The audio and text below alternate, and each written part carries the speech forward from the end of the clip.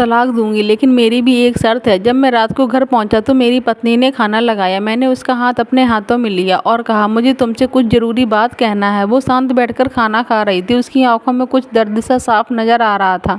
अचानक मुझे नहीं पता कैसे कहूँ, मगर मुझे उसे बताना ही था।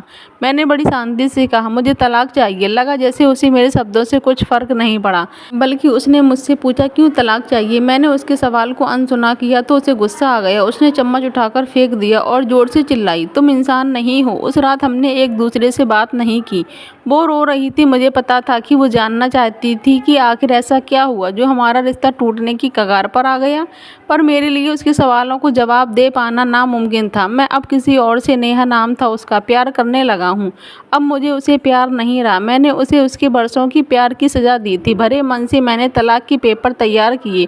उसमें लिखा था कि वह पूरा घर, कार और कंपनी के 50% शेयर ले सकती है इस तलाक के बदले में। लेकिन उसने उन पेपर्स को देखा और उनके टुकड़े टुकड़े कर दिए। वो औरत जिसने मेरे साथ जीवन के 12 साल बिताए थे, वो आज मेरे लिए अनजान हो चुकी थी। मुझे इन 12 साल का जो उसने मेरे लिए बर्बाद किए, मगर मैं क्या करूं। जो हो चुका उसे मैं बदल नहीं सकता था, क्योंकि मैं किसी और से, अपनी पत्नी से भी ज़्यादा प्यार करने लगा था। आखिरकार उसके सब्र का बांध टूट गया और वो फूट फूट कर मेरे सामने रोने लगी।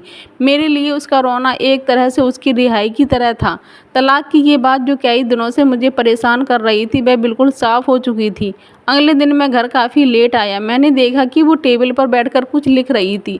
मैंने शाम को खाना नहीं खाया था, लेकिन फिर भी मैं सीधे ऊपर जाकर अपने कमरे में सो गया, क्योंकि पूरा दिन नेहा के साथ रहने और कई जगह घूमने के बाद मैं थक गया था। वो शायद रात को उसी टेबल पर लिखते लिखते सो गई थी। सुबह उसने तलाक देने की शर्त बताई। वो मुझसे कुछ भी लेना नहीं चाहती थी। उसे सिर्फ तलाक से पहले 1 महीने का समय चाहिए था।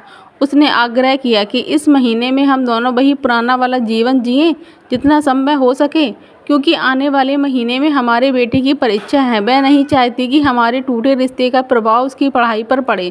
मुझे भी यह ठीक लगा, मगर वो कुछ और भी चाहती थी। जैसे शादी के दिन मैं उसे उठाकर अपने बेडरूम तक ले गया था, उसी तरह से हर रोज़ 1 महीने तक मैं उसे बेडरूम से उठाकर मुख्य द्वार तक ले जाऊं।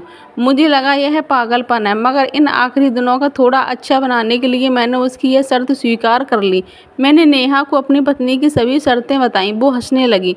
उसे लगा मेरी पत्नी कितने भी तरीके अपना ले, तलाक होना तो तय है। मेरी पत्नी और मैं किसी से भी इस दौरान नहीं मिले, लेकिन उस दिन जब मैं उसे पहली बार उठाकर गेट तक ले गया तो हम दोनों काफ़ी अजीब महसूस कर रहे थे।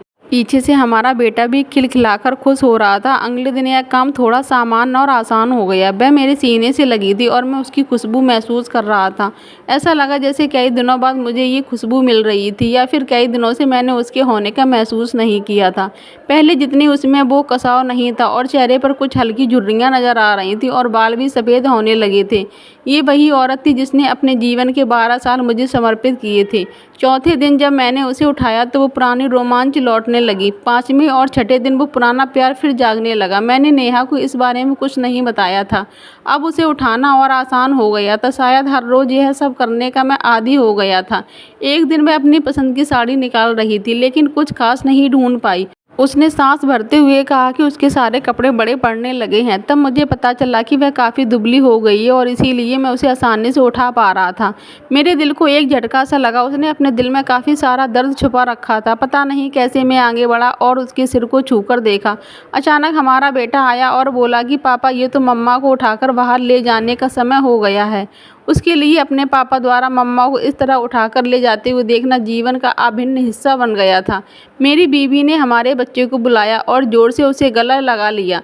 मैंने अपना चेहरा दूसरी तरफ कर लिया। मुझे लगा कहीं मैं अपना निर्णय न बदल लूँ। मैंने अपनी पत्नी को रोज़ की तरह उठाया और बेडरूम से सिटिंग रूम होते हुए हॉल तक लाया। उसने प्यार से अपने दोनों हाथ मेरी गर्दन के आसपास रख दिए। मैंने उसे ज़ोर से पकड़ रखा था, बिल्कुल हमारी सुहाग रात की तरह, मगर उसका इतना कम वजन मुझे परेशान कर रहा था। महीने के आखिरी दिन जब मैंने उसे उठाया तो मेरे लिए एक कदम भी चल पाना मुश्किल हो रहा था। हमारा बेटा स्कूल जा चुका था। मैं अपनी कार से ऑफिस गया और कार से कूदकर बाहर आ गया, बिना कार को लॉक किए। मुझे डर था कि अब एक पल की भी देरी मेरे इरादा बदल देगी। मैं ऊपर गया, नेहा ने दरवाज़ा खोला और मैंने उससे कहा, सॉरी नेहा, अब मैं अपनी पत्नी से तलाक नहीं चाहता। उसने मुझे देखा और मेरे सर पर हाथ फेर कर कहा, तुम्हें बुखार तो नहीं है? मैंने उसका हाथ उठाया और कहा, सॉरी नेहा, अब मुझे अपनी पत्नी से तलाक नहीं चाहिए। हमारी शादीशुदा ज़िंदगी शायद हम दोनों के ध्यान न देने की वजह से बोरिंग हो गई थी, लेकिन इसका मतलब यह कतई नहीं कि हम एक दूसरे से प्यार नहीं करते। अब मुझे एहसास हुआ कि जिस दिन मैं उसे शादी करके अपने घर लाया था, उस दिन से जीवन की आखिरी दिन तक मुझे उसका साथ निभाना है। नेहा के होश उड़ गए। उसने मुझे एक जोरदार चांटा जड़ दिया। मेरे मुंह पर वह रोने लगी और दरवाज़ा अंदर से बंद कर लिया। मैं सीढ़ियों से नीचे उतरा और आकर अपने कार में बैठ गया। आगे एक फूल वाले की दुकान पर रुका और अपनी प्यारी सी पत्नी के लिए एक सुंदर सा गुलदस्ता लिया। दुकानदार ने पूछा कि इस पर क्या लिखना है। मैंने मुस्कुराते हुए कहा कि मैं तुम्हें जीवन के आखिरी दिन तक यूं ही उठाता रहूँगा, मेरी अर्धांगिनी।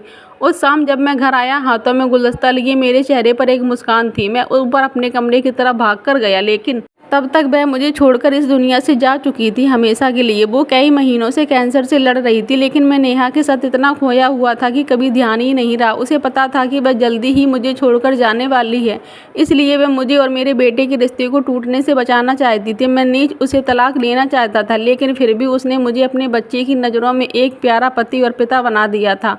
जीवन की छोटी छोटी बातें रिश्तों में बहुत महत्व रखती हैं। बड़ा घर, बड़ी कार और बैंक बैलेंस ये खुशियों का हिस्सा जरूर बन सकते हैं, मगर अपनों के बिना इनकी कोई कीमत नहीं। दोस्तों, ये स्टोरी पसंद आए तो अपने बहुमूल्य विचार का योगदान जरूर करें और ज़्यादा से ज़्यादा शेयर करें।